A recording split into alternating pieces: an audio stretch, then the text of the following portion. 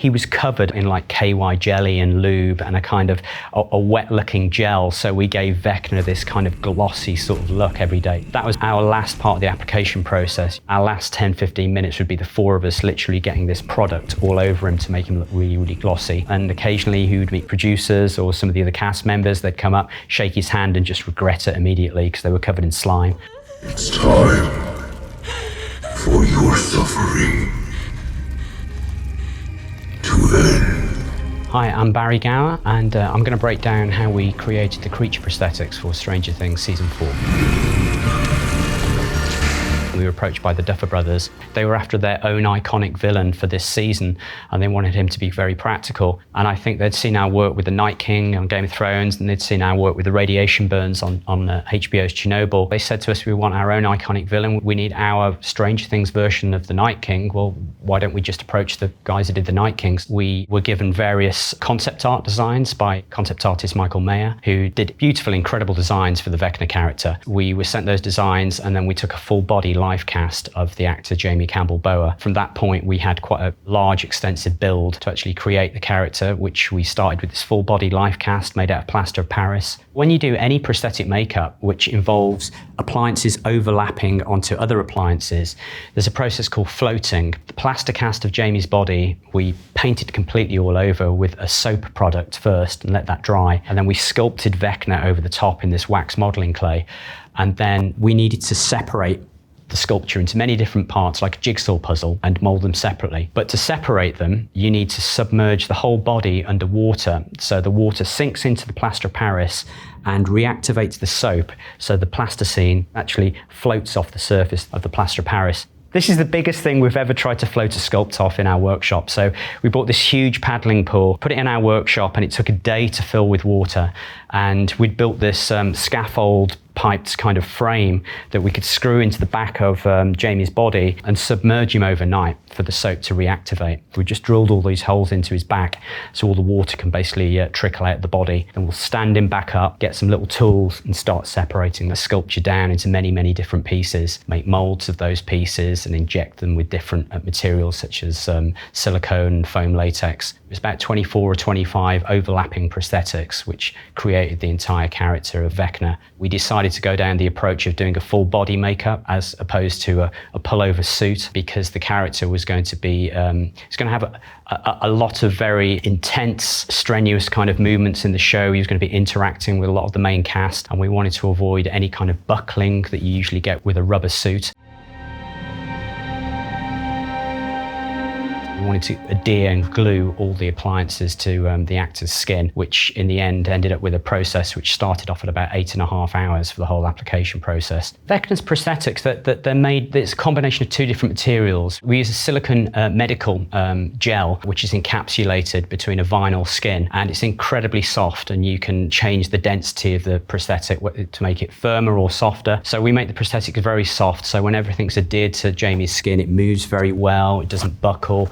We have a lot of stretch and it kind of contracts very easily. But due to that actual material, it's quite weighty as well, probably looking at about 10 to 15 kilos just in the head and shoulders. Then he had a full chest appliance, a full back appliance. The larger, heavier appliances were his left arm, which was basically a large sleeve, and then a foam latex glove that went over his mechanical left hands. He had dentures, which went over his own teeth, which were like clear vac form plastic sort of shells, which were artwork, so his teeth looked rotten and blackened. And he had contact lenses as well, full scleral contact lenses. So we really put him through the mill. There wasn't anything else we could get on Jamie. Biggest challenges really were to obviously make sure he could talk, he could eat, he could see, he could hear. He has got ear holes through the prosthetic there. We had to make sure, obviously, that Vecna would be able to go to the bathroom during the day as well.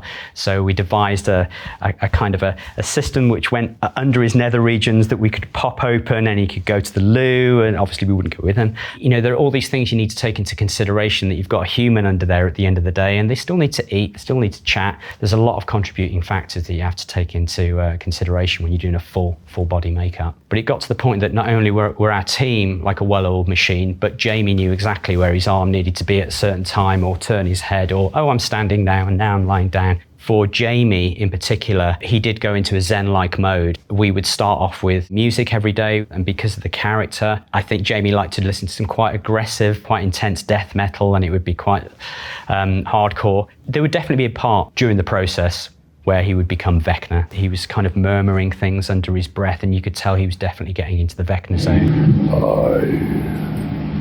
I have killed everyone. And it was just really interesting because he would be sitting there very still, moving his hand around, we'd be airbrushing, moving around him, not really making much conversation. He would be, bassy sort of voice, and then an AD would step on the trailer and, Jamie, is there anything I get? Oh yeah, could I get a coffee with whatever? And he'd suddenly sort of shift back into Jamie again, and we'd realise that we've got Jamie in the makeup chair.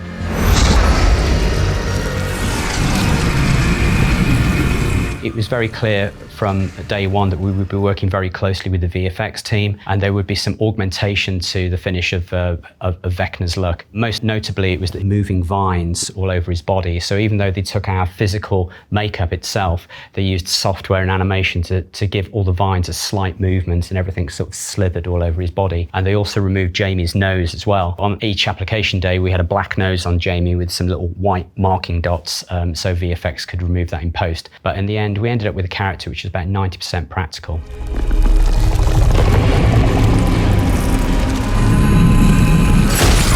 One of the most challenging things with the design was creating his large left hand with his extended fingers. So this was something that the production were quite keen to us to achieve practically for the shoot. So we created, it was mechanical left hand with finger extensions, which was covered in a foam latex prosthetic that our actor Jamie wore. It was sculpted by Pat Fode and Duncan Jarman, and Pat was responsible for Vecna's left hand, which the original design from Michael Mayer, it had Vecna with really extended long fingers on the left hand. The whole idea of Vecna killing his victims by using his hand and sort of penetrating their skulls and sucking their brains out as such. We were doing tests back at the workshop in the UK where we were using crew members and wearing the hand and trying to show the duffers, oh, this is how it could potentially work. They looked incredible when he was moving them, but they almost became a little comical when he was trying to sort of penetrate some fingers into the head. So we actually reduced the length of the fingers probably by about 4 to 6 inches. Jamie came over to the UK, came to our studio, and we had a complete set of appliances, but nothing was pre-painted. It was all bare, but he had the long finger extensions at this time. We'd been wearing it ourselves in the workshop and just making sure that the mechanics worked correctly. And we could only wear it for about 5 minutes or so, and we were finding the strain on our fingers, it was making our hands ache so much. By the time you took the glove off, you could hardly move your hand because you had cramps. So we were thinking, this is going to be really interesting with Jamie. Is this going to work? He's going to potentially be wearing this for hours at end on a shoot day. And he came in, he did the test, and he wore this hand for like several hours, took it off, he was absolutely fine. It was like water off a duck's back with Jamie. We looked at a lot of different colour reference for Vecna's skin tones, for his vines. We were given beautiful concept art from Michael Mayer. That was the perfect springboard for us. And the interesting thing is it's great having two-dimensional or 3D art, but when you have to translate that into physical prosthetic appliances, we have to use different paints, different bases. We always look at real-life reference for different skin tones. So we looked at a lot of different sea life. We looked at a lot of bruising on people who'd had severe knocks to the skin, lots of blues and greens and purples. Because we had this overwhelming amount of reference of different colours and what have you, we had to really hone it in to only a few colours. We actually had a makeup palette designed by a company called Premier Products, which had 10 different colours that we were able to use as a base each day as well. We'd only have one makeup palette and we had 10 different colours. So those are the colours that we used for the entire Vecna paint scheme in the end.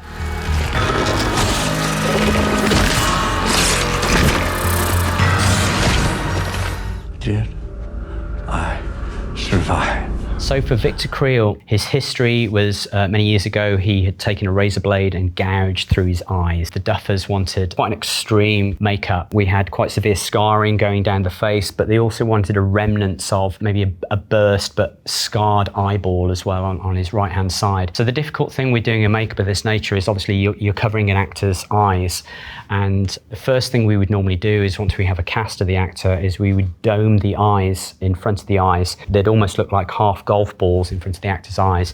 And then we would make a former of the face with those on. sculpt the makeup over the top. So when you have an appliance on the day and you stick it to the actor's face, there's actually a cavity inside. So Robert was able to open his eyes and look around inside the makeup. We were incredibly lucky with this character because we had Robert Englund, who's an absolute seasoned pro with prosthetics. He's probably worn more prosthetics than any actor going, I think. For us, this was like a dream come true. I was a huge fan of Fangoria magazine, and this is when I was starting to get into makeup effects, and I loved creatures. And in my bedroom at home at my mum's, I had my whole wall above my bedroom was a shrine to Freddy Krueger, and I just had all these posters. To actually get to work with Robert Englund, not only did we get to work on Stranger Things, but to work with Robert Englund, it's been like a dream come true. And he couldn't have been nicer. This was the fun thing with doing the makeup on Robert. He knew all the materials, he knew all the adhesives. We would be sticking a piece down and we'd be getting towards an edge, and he'd be like, I think you should be using some Prosaid adhesive there on the edge. We're like, yeah, we're literally just getting the Prosaid. And he knew every little trick that we were doing. He's so experienced with having so many makeup stuck on him. It couldn't have gone any smoother with him. We were very lucky. So this is the sculpture of Victor CREEL's appliance, which you can see the difference in tone, where the appliance finishes just prior to Robert's hairline, goes around his temples and down and round onto the face.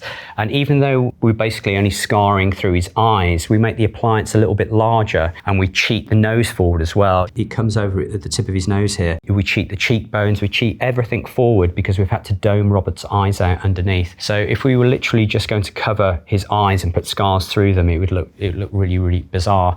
So it's actually turned out being quite an extensive appliance. And Robert's got this trademark great facial hair as well. He's got this really beautiful beard. So we had to make sure that we finished the appliance shy of his beard line as well. It's quite a big appliance to go on the face, but it was all completely pre-art worked. We'd hair punched some eyebrows into the piece, some eyelashes, which kind of curled up a little bit the wrong way as well. And we put some kind of gloss materials onto the eyes themselves. So it gave us this kind of horrible mucusy feel to the eyelids. Once it was glued onto the skin on the day, we would just blend into the skin with an airbrush again and spattering various colours onto Robert's skin. About 2-hour process, I think, on the day. I think approaching a character like Victor CREEL is probably a lot more grounded and in a way easier for us because we can look at a lot of real scarring reference as well. I mean, as prosthetic artists, we look at some quite graphic material. We look at a lot of facial scarring, lots of trauma, lots of different victims who've got terrible scarring, which sometimes we do very extensive burn makeups. But for somebody like Victor CREEL's makeup, we did look at facial scarring going through eyes. So we knew he was human,